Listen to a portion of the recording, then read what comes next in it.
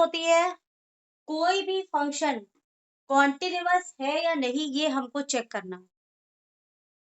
कोई भी फंक्शन अगर कॉन्टिन्यूअस होता है तो उसकी राइट हैंड लिमिट उसकी लेफ्ट हैंड लिमिट के बराबर होती है, साथ में जो उसकी वैल्यू होती है जिसपे चेक किया जाता है वो तीनों आपस में बराबर होनी चाहिए। LHS is equal to RHS and the value of that particular thing. अब मेरे पास ये क्वेश्चन दिया है, यहाँ पर एक चीज और दी हुई है क्वेश्चन में, x इज इक्वल टू 0 पे चेक करना है। x इज इक्वल टू 0 पे चेक करना है। तो अगर x इज इक्वल टू 0 पे चेक करेंगे तो ये this is f of a, ये वैल्यू निकल के आएगी। तो सबसे पहले तो हम यही चेक कर लेंगे, f of a is what, f of 0। और जब x की वैल्यू 0 हो रही है तो इसका आंसर है 1, तो यानी इसकी वैल्यू आ रही है 1। अब f of right hand limit and left hand limit, ये हम कैसे चेक करते हैं देखिएगा।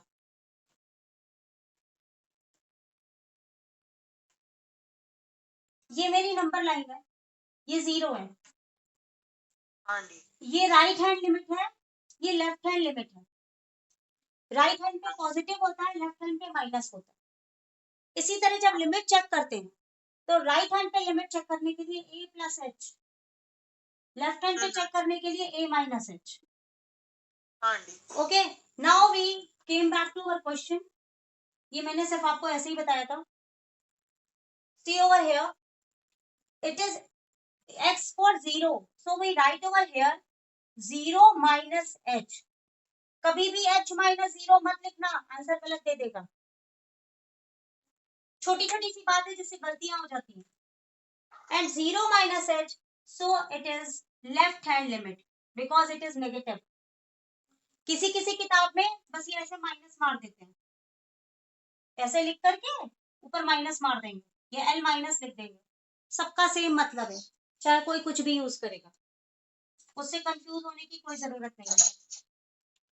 तो when 0 माइनस h, जब भी x 0 के बराबर नहीं होगा तो हमको इस लाइन को कंसिडर करना है, यानी x cube plus 3।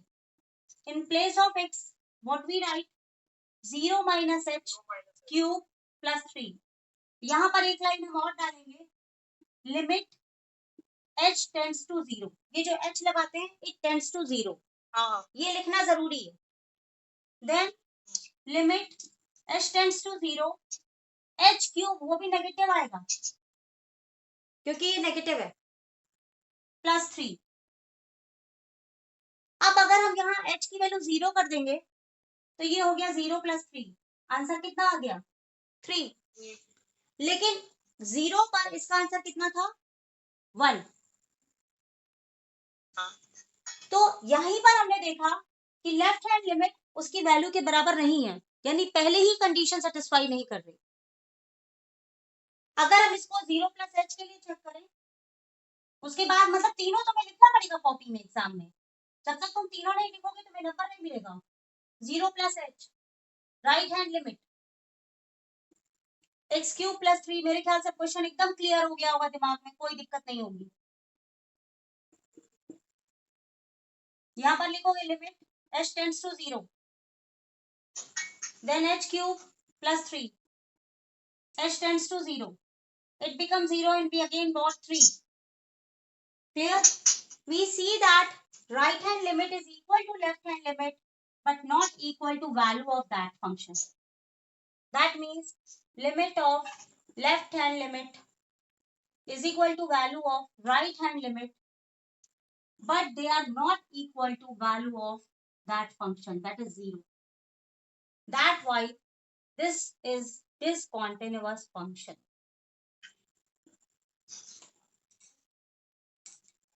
Clear? Okay. हम इसको इस तरीके से चेंज कर लेंगे, तो ये प्लस के लिए है, प्लस मीन्स मतलब पॉजिटिव लिमिट, ये नेगेटिव और ये equal to. Now I am finding f is equal to 2। Okay, for the equation x is equal to, ये आएगा 3x प्लस 5 पर। सिंपल आपने 2 रखा, 3 into 2 plus 5, we have 6 plus 5 which is equal to 11। Clear? हमें सारी limit अब 11 से equate करके देखनी है। So f of 2 we got 11. Next one, f of 2, मान लीजिए पहले आसान निकाल लो, प्लस h, तो 2 प्लस h यानी ये वाला आ गया, यही सेम है, यानी 3x plus 5, sorry 3x plus 5, x की जगह रखोगे 2 प्लस h प्लस 5, यहां पर आगे लगाओगे लिमिट h टेंड्स टू 0, ये लगाना मत भूलना, फिर limit h tends to 0, 6 plus 3h plus 5, इन दोनों को जोड़ा 6 5 11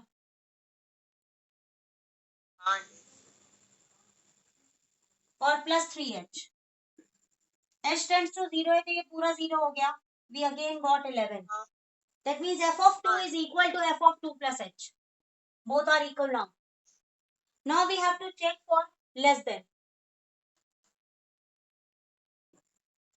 ये आंटी नहीं बराबर आ रहा है, 4 आ रहा है, चेक कर रहे हैं, 2 minus h, and for that we have x square, that is 2 minus h whole square, that is 4 plus h square minus 4h, ये दोनों 0 हो जाएंगे क्योंकि h की वैल्यू है, हमारे पास आंसर 4 आ रहा है, तो तीनों लिमिट्स इक्वल नहीं है, f of left hand side is not equal to right hand side and not equal to f of 2. That's why this function is discontinuous. In this way we do, and we find the whether the function is continuous or not. Okay, now we have a question. It is given as is, this is a function of fx 3x minus 8 when the value of x is less than or equal to 5. Value of function fx is equal to 2k when the value of x is greater than 5. And it is given that this function is continuous for x is equal to 5, and we have to find this unknown value of k. What is the value of k? Now, whenever there's a question, it is given that the function is continuous. That it means that its right hand limit, its left hand limit, and the limit, all the values are same. They are equal to each other. That means this condition is satisfied. So, with the help of this condition that it is satisfying this function, I am going to obtain the value of k. Okay. Now, from here, from this section, we find the value for x is equal to 5. Because if we observe carefully, value of fx is equal to 3x minus 8 when x is equal to 5. Because it is given that x is less than or equal to 5. And value of 3x minus 8 when value of x is less than 5. Less than 5 means left hand limit. And value of 2k when x is greater than 5, that is right hand limit. You just conclude that from the given data. Now we find one by one.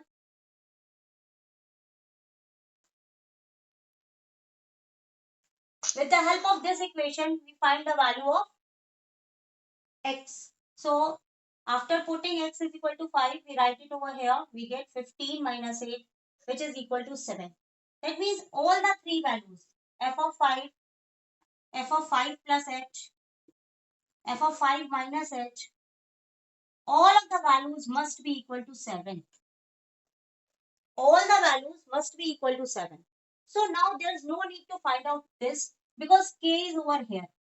So from this, we find the value of k and equating its value is equal to 7. Now see, how can we do that? And this is greater than 5. That is, it is the right hand limit. You can say this, or 5 plus h. Now taking limit h tends to 0, we get 2k is equals to 5. Simple. If there's an equation, we put the different values and put that is equal to 5. The value which we obtain from equal to the value of the limit, we have to put there. So value of the k becomes simply 5 by 2 for this equation. So we can apply these types of method and proceedings in order to find different questions based on this. Thank you.